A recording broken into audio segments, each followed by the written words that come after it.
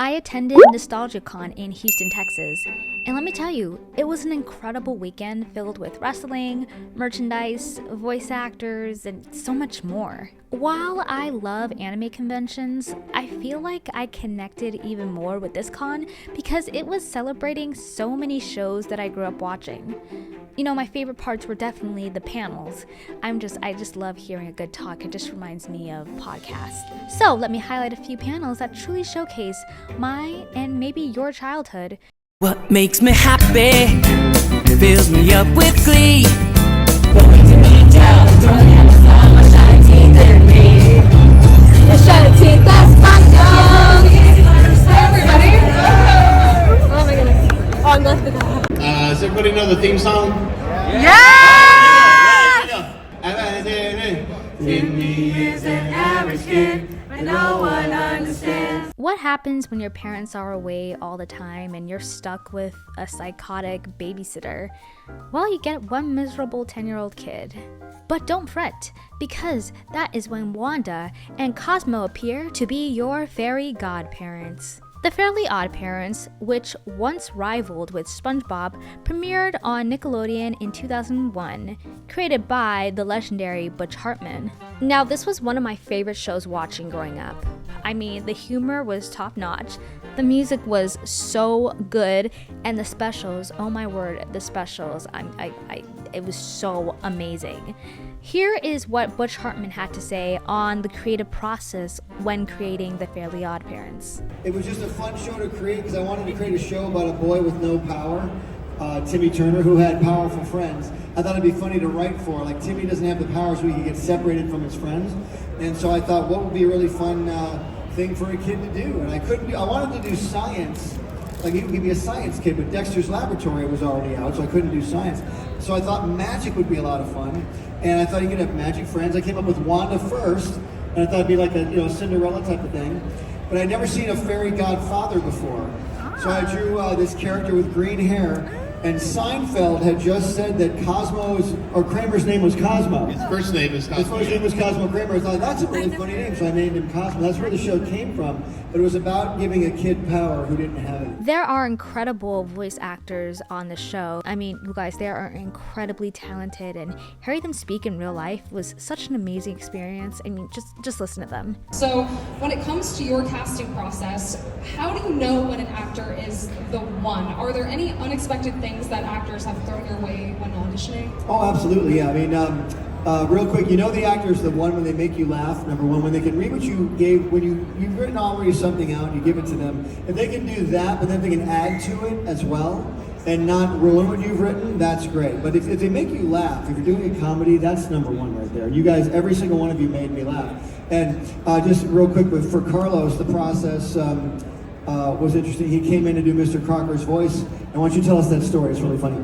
I just said, well, he's got ears on his neck, like I said. He's got the glasses hunched over. He's manic. Can't always find what he wants. Never find what he wants. But I thought of a little bit of Montgomery Burns from The Simpsons, Harry Shearer. But then I thought, he's also a little bit Richard Dreyfuss from Jaws. There is a huge shark out there, and we should not be on a tiny boat. And then I love Gene Wilder. You are not evil. You are good. So I combined Mr. Bird, Smithers, Revenge is a dish best served cold, Richard Dreyfuss, and Gene Wilder. Say it again! Very good, parents! And there you are, the story. So good. But yeah, that process can change. But when an actor comes in and can do something like that, and then give, because all three of them can just do entire pages of dialogue by themselves. I mean, Darren does the voice of Jorgen, and he does, do Jorgen, you do Jorgen. He is correct. Don't you forget it. I will remind each and every one of you with the smashing. And then he does Cosmo. Right! Who's that again? And then he does Timmy Turner's dad. Oh, you better believe it. Now, who is that big guy in the middle? Hey, neighbor!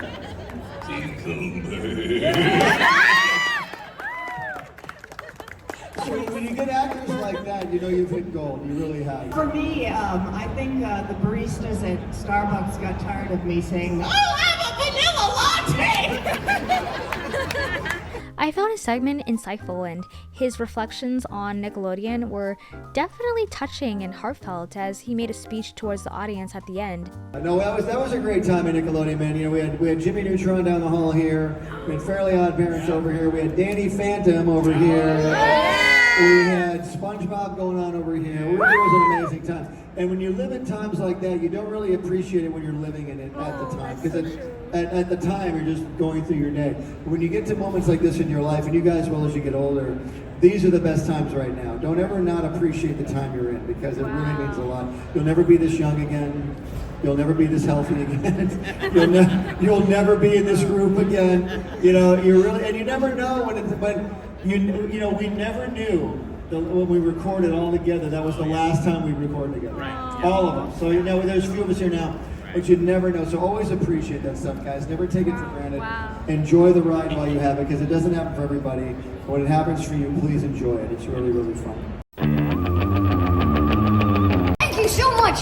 I am a good friend. Plus, I know what you're talking about. Are you a natural redhead, Carl? You better ask your mom. She's over here tossing softballs. Yes, to hit him. Jimmy Neutron is an 11-year-old boy genius from Retroville. He's constantly inventing things that are on the verge of magic, I would say, with the episodes being so creative. You know, while Fairly OddParents is definitely the funnier show, Jimmy Neutron takes the cake when it comes to characters, plots, and episodes. I love how there are recurring villains. I love the little wacky inventions there are.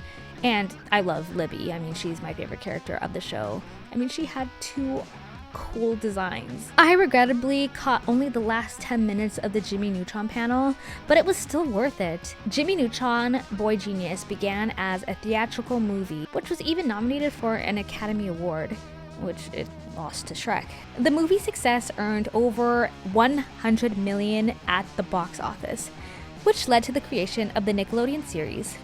After SpongeBob and the Fairly OddParents, I would say that this show was probably the one I watched the most. In fact, I'm pretty sure that I watched all the episodes, which I can't say for SpongeBob or the Fairly OddParents. Can I just say something? That when we recorded Jimmy Neutron, we got to be together, and for me, I'm not funny. I'm the straight person. So for me, it was like going to a comedy show every time we went to work, being in the room with you 3. I mean, I don't know how they come up with this funny stuff, but Kenny's right. We got very little done because we were laughing all the time, and you put headsets on on a voice actor, and we just like to hear ourselves talk. So You never know it. and no, Debbie's right. Look, you said it. We were talking about, like, it was the golden age for us. Every time we'd walk into a room, oh my God, there's Peter Cullen. Oh my God, there's Frank Mark Hamill, all the time.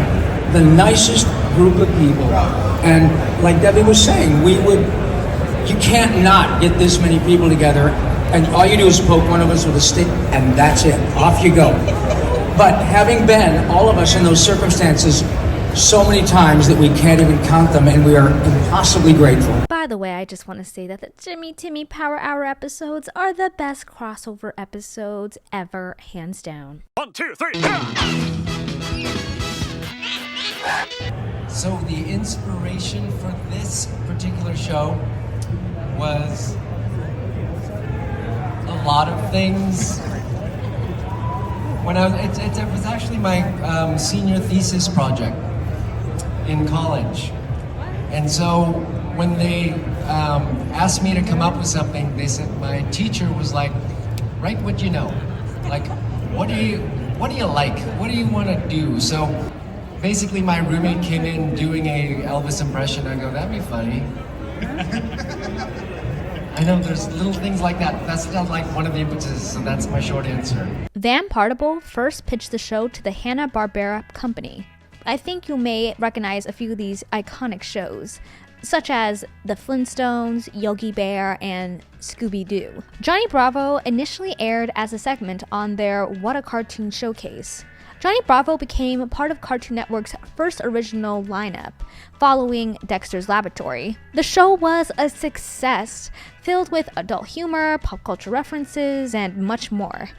Johnny Bravo was the inspiration for Elvis Presley and James Dean.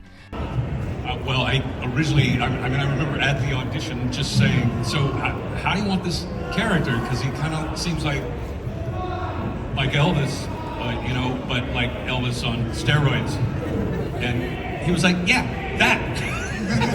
It was like, yeah, that, except, he's hyper and, all these quick movements were happening, so I remembered watching Elvis do one of his comeback tours, and when he was doing the kind of karate stuff, and Van had incorporated some of that anyway, and so it was like, it was really just doing Elvis, but with that kind of hyper, mixed with the fast motion and karate kind of, it was all, it was like everything was fast, so it was just like, it was like a rhythm thing. The character is, well, to put it bluntly, vain, dim-witted, and a ladies' man. The show won several awards and launched the careers of many future animators such as Seth MacFarlane and Butch Hartman.